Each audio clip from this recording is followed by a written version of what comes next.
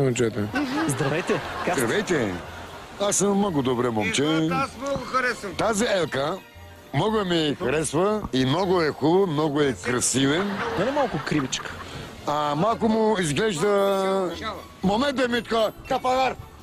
Малко му излиза криво.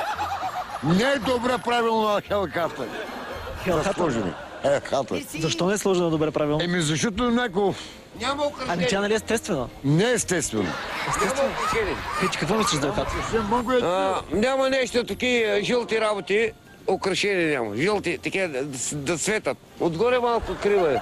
Такава клати са малко. Клати се, да. Храни не го направил правилно.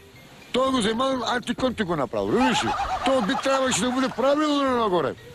А сега не е правилно. Сега не е правилно. Това не го харесвам това алка. Вятъра решава. От вятъра може да шави. Моля се, Митко, дай да го правим на друго елха. По-голямо красища да сложим, Митко. Мога говориш. Джуджета, снежанки. Трябва ли да има кукли? Да, трябваше. Като кукли или трябва да са истински?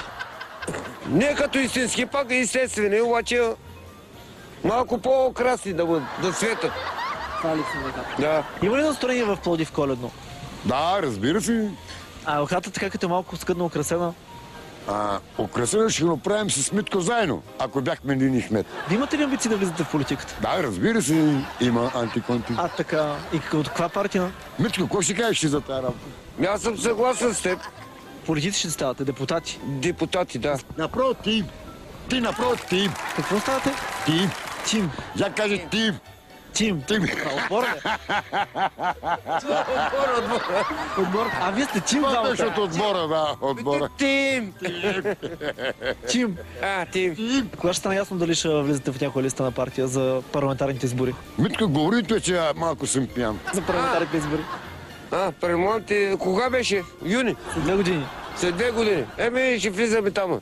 Какво ядат депутатите според вас? Бахор се казва бомбар. По принцип бомбар се казва. Те са по-глади от нас.